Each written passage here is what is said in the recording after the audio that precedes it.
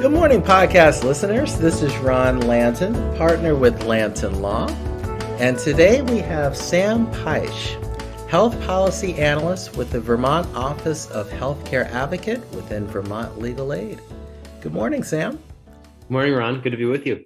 Yeah, well, I'm glad you're able to join us today. How are you feeling today? Feeling all right. Awesome. Yeah, glad to be with you. Yeah, well, I'm glad to have talked to you guys before, and, that's what really drove me to do this podcast, because I think what you guys are doing is really interesting. So let's get into it. Let me ask you guys, what is the Vermont Office of the Healthcare Advocate? Yeah, happy to answer that question. And it's an office that I did not know about before, about a year and a half ago. I didn't actually, starting off by, I think, being a little bit open and vulnerable about my level of knowledge. So despite getting a master's in public health, I did not know about healthcare advocate offices, which are often, I don't believe every state has them, but a lot of states do or have some similar type of consumer related protection agency, either within state government or quasi a part of state government or relatively independent. So the Vermont Office of the Healthcare Advocate it was set up by state law, and it was established to provide really an advocacy role for the public. And that can take place, it was designed to take place in a variety of different locations. So we represent the public in regulatory hearings, or we represent the views of the public, or try our best to, in health policy regulation before what's called the Green Mountain Care Board, which is the Vermont state healthcare regulator. And we also advise the legislature. And so we're involved in providing our guidance as best we see it to really, our focus is on improving affordability and access to healthcare for Vermonters. And our office is a little bit unique in that we have two sections of it. We have a policy side and we have an advocacy side. And the two sides work together very closely. But the advocacy side is really what I think a lot of Vermonters know best if they know about our office. It is a helpline to help any Vermonter with a broad range of issues or access to care questions related to how do I get on health insurance? How do I resolve this bill? Or I'm, receiving an issue, I have an issue with my provider. So our team really works really hard to answer all those questions. And if we can't, or we're not best fitted for those questions, we try to connect them with the folks that can help them. So that's kind of the big picture about what our office does. And the office, Vermont Legal Aid, we are a subcontract of the state. So the legislature creates the office, but then the contract goes out to bid. And our Vermont Legal Aid has had the bid since the legislature created the office. So I am officially an employee of Vermont Legal Aid, in case folks are wondering about the long title that I have. No, it's cool. It's different, and that's what you guys do. It's awesome. Is there like another office of healthcare advocate like within New England that you guys talk to, or is this something that's just for Vermont? That's a great question. There are other state offices. I don't know. I don't believe there's like a New England healthcare consumer advocacy. I mean, as you would expect, there are a lot of different nonprofit consumer advocacy groups. But there are different kind of, what's the right word for it, like kind of group calls, both regionally and nationally, that we participate in. And those are really exciting because it provides an opportunity for us to share information about, successful advocacy that we've done within the state and hear about creative, innovative ideas that other states have considered as well. So it really provides an incubator for a lot of these groups to work together and learn from each other. And I think we don't let the uniqueness of each state, I mean, every state is unique in certain ways, demographics or, age, location, rural, urban, like all these different criteria, but there still is a lot of overlap, and it doesn't prevent us from working together, I think, in a helpful, creative way. Yeah, that's neat. Well, what are some of the biggest healthcare challenges you guys are seeing up there in Vermont? Yeah, great question. I mean, I think when a lot of folks think about Vermont, it's in regards to healthcare, we are thought of commonly as a leader in a lot of ways in terms of structural health reform. We're somewhat unique in that we've tried and we're not able to implement a single payer system in Vermont, but we still have a much more, I would say, more form-minded system.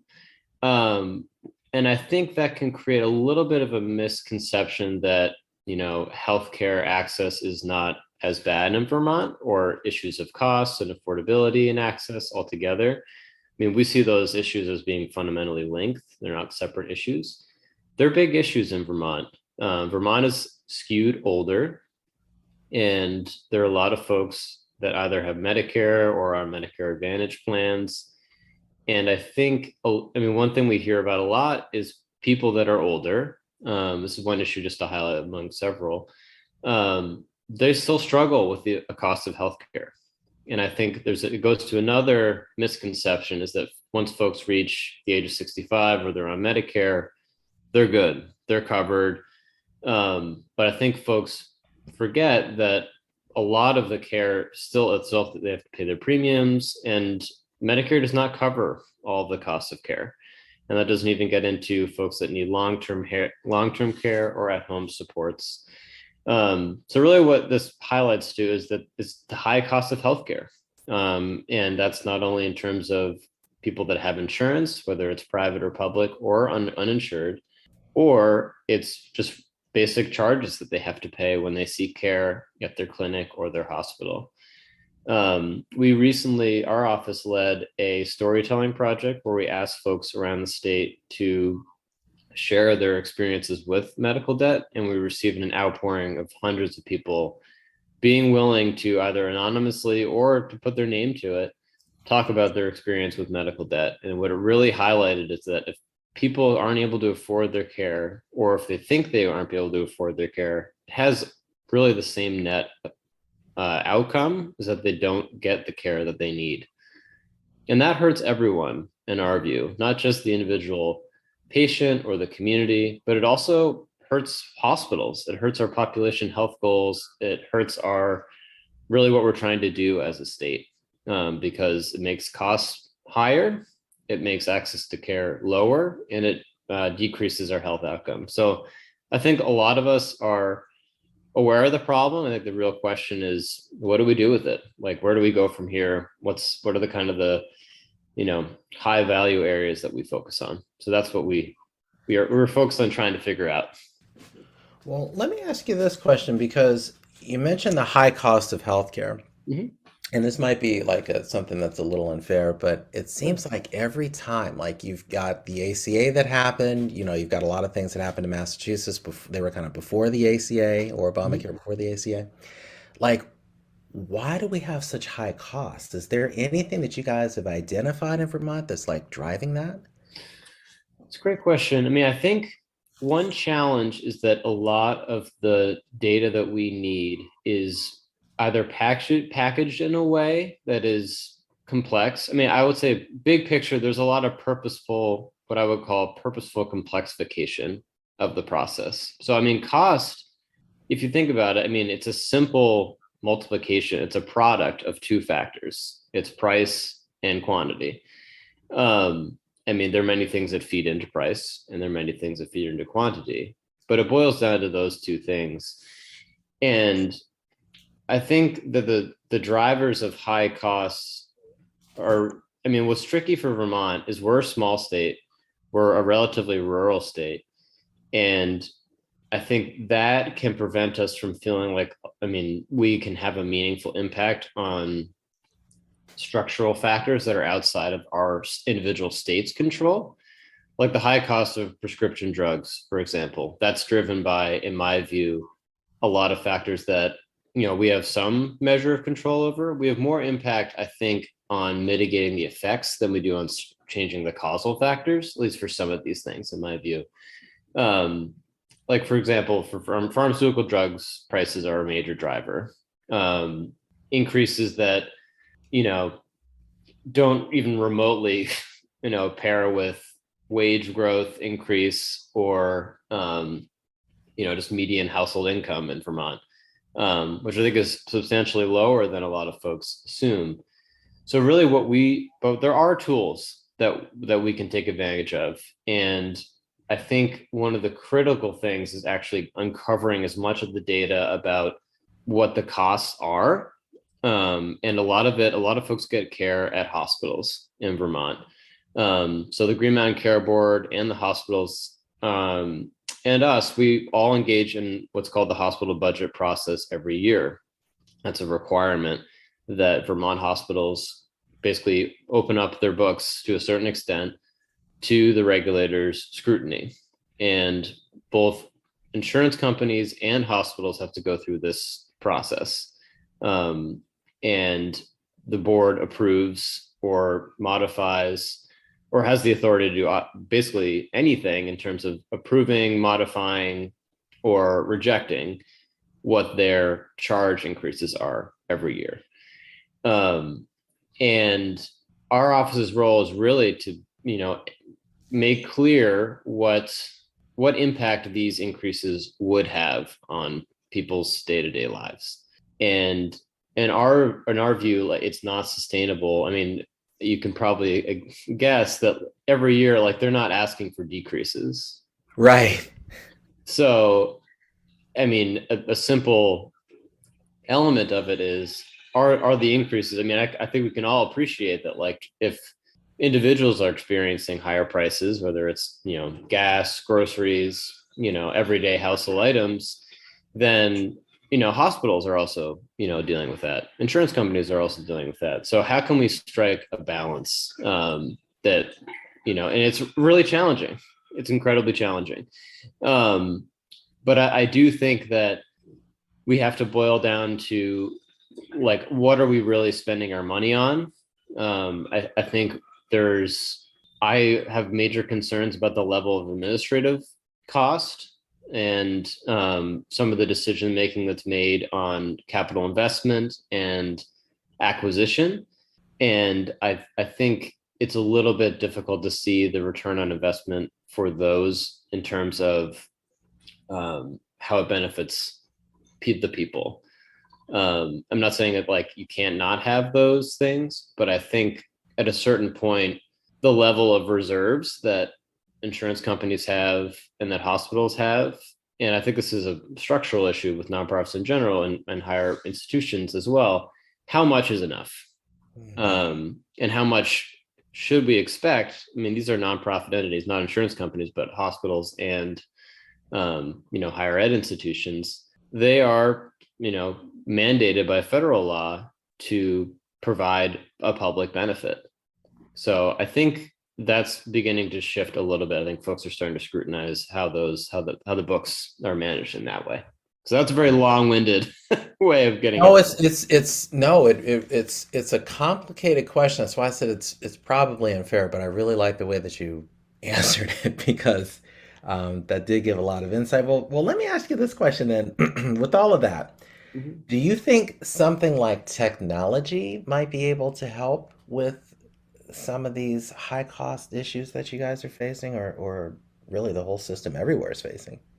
Yeah, I mean, I think technology is like a lot of things. I think it can help. I think it can also hurt. I think this might surprise a lot of people, but in Vermont, it's a state that there's huge gaps in what folks have access to in terms of internet and phone service. That's still a major issue in the state. There are huge sections of the state that still don't have what are called, like, high quality connectivity, whether that's broadband or other internet or cell provider.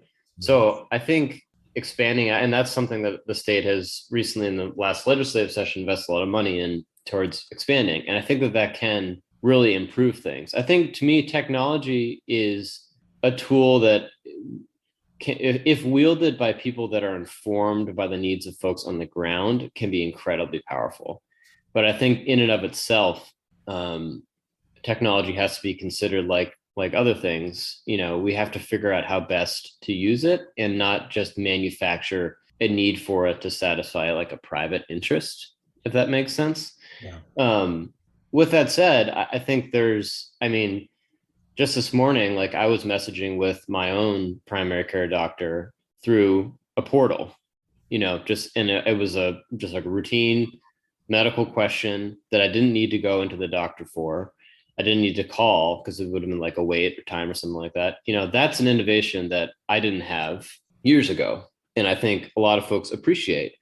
And it makes it a lot easier to quote unquote like get in the door, and at least like have some interaction rather than maybe like one that's no interaction at all. And I think particularly for mental health, the expansion of video conferencing, and whether with video or not, to have mental health appointments, I think is particularly powerful during the pandemic for folks that are nervous about venturing outside or being in public or being in a setting. And I think as someone that has also myself, I've sought therapy both in person and on the phone and through video. And when I first started seeing a therapist, I was nervous about it, and I wanted to do a couple of phone calls about it because I still felt a lot of stigma. It's wrapped in my own sense of identity and sense of masculinity, and I was nervous about it. But it was easier for me to at least have like I think it was a technology that allowed like a secure, like anonymous video call. This is a couple years ago, and that sort of thing I think really recognizes, I think, a core tenet of what people feel when they're seeking at least mental health care. But I think also mental health is medical care, is that people feel stigma and they feel shame. And it's like, because I think culturally and I would say particularly men are meant to like, absorb it ourselves, like not talk about it. Oh yeah, tough it out. Yeah, tough it out. Like put on this like tough exterior thing, like that's what's desirable. Yeah. And I think that technology, like what I'm referring to, and I'm not a tech savvy person, so I'm not really describing the portal very well, but it made it a lot easier for me to kind of like put a foot in the door and start my own kind of mental health journey. So a long way of saying like, yes, I definitely think technology poses a unique opportunity. I think it's just for a state that's rural and still needs a lot of infrastructure updating.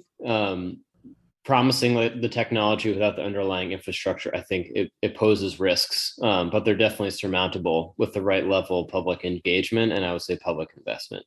Yeah, I totally agree. I'm not tech savvy either, and I want to congratulate you, man. That's awesome. I wish more people do that. I think more people are doing that, and you're seeing people in the NBA talk about mental health and how it's an okay thing to go out and actually talk to somebody about this because this stuff leads to other problems. And it's more costly to the system and everything. So yeah, that's another conversation for another day. Sure. What's going on with mental health?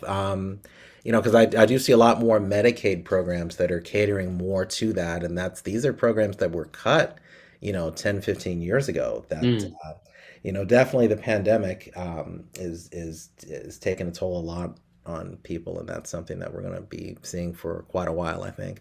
Mm-hmm. And you mentioned the pandemic, and that leads me to my last question. Yeah. Because you guys, and I understand your mission, and you talked very eloquently about what you guys are doing to kind of balance out a lot of these inequities in the healthcare system. And I've been seeing a lot with, when it comes to clinical trials, about how they're now trying to do clinical trials through the lens of racial inequality and trying to fix that. Mm-hmm. Do you guys foresee like helping to improve a lot of racial inequities in healthcare, specifically in Vermont, with your program?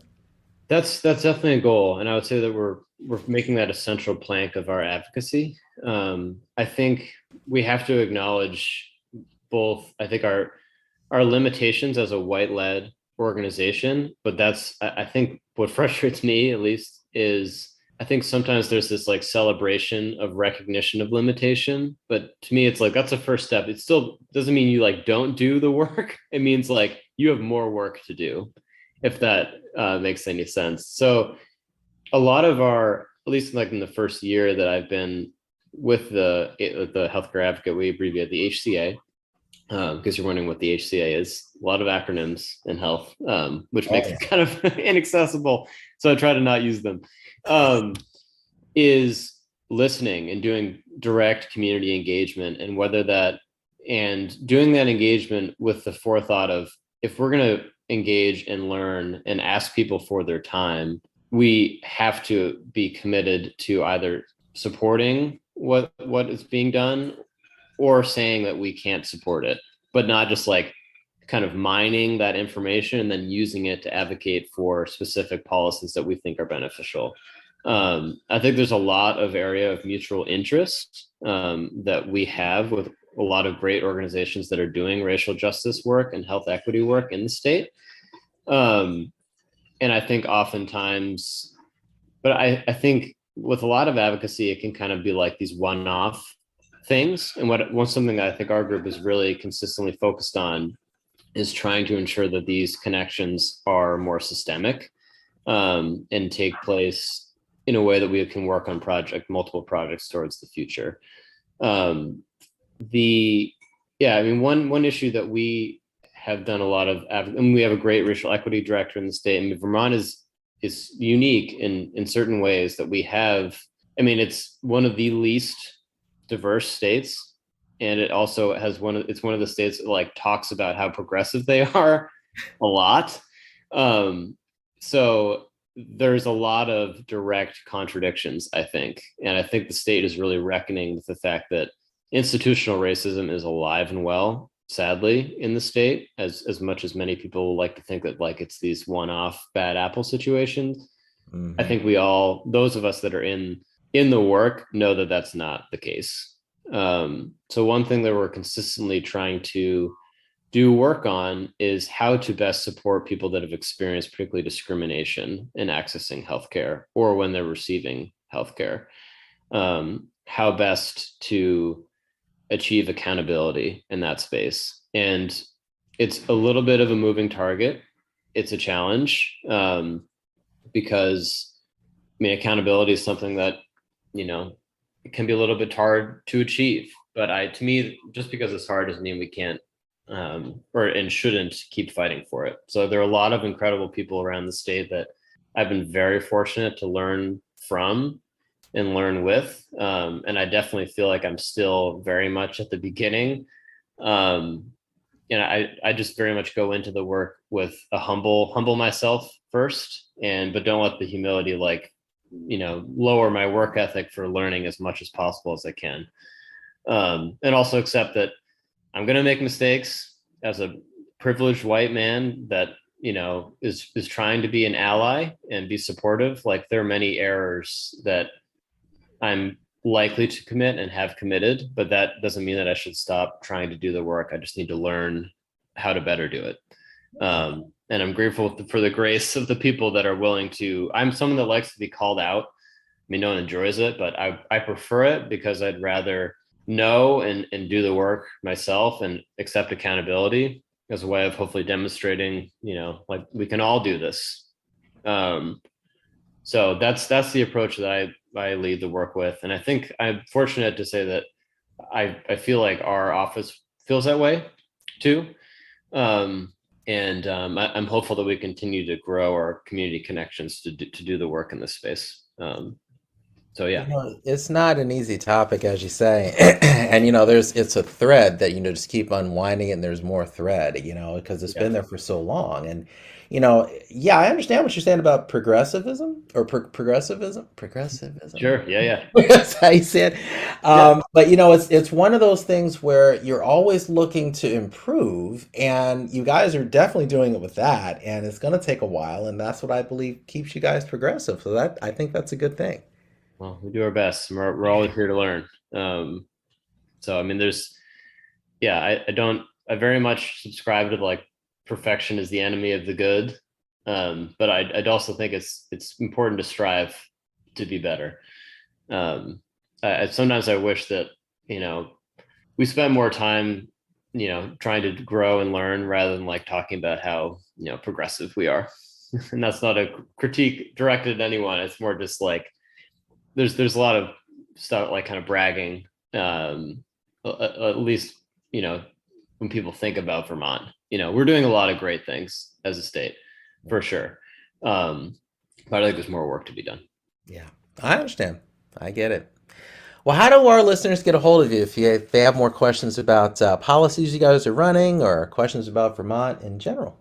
Yeah, I will share my email. It's S and my last name, Peisch. So it's SPEISCH at vtlegalaid.org. That's probably the best way to get in touch with me. I'm one of those people that tries to zero inbox every day. So I will, one of those maniacs. That's if you good. email me, I will write you back. I'm trying to do that myself, man, and it's tough, but Yeah. I'm inspired by people like you, which is good. So keep doing that. Oh, well, thank you, Bron. This is really, really great, and just happy. Thank you so much for the opportunity to talk about our work and the work of our office, and like I said, hope we continue to chat. And if folks have questions or want to chat, you know how to find me. Yeah, anytime. And I thank you for your time. And I think more people ought to learn about, some of the smaller states and what's going on over there, especially, with how aggressively you guys are attacking a lot of these difficult topics. So we're definitely going to have another conversation. There's a ton of things in here that I'd like to flesh out later. But in the meantime, Sam Peisch, Health Policy Analyst with the Vermont Office of Healthcare Advocate and Vermont Legal Aid. And I will definitely be extending you an invite in the near future to do another one of these. Thank you so much, Ron. Really appreciate you.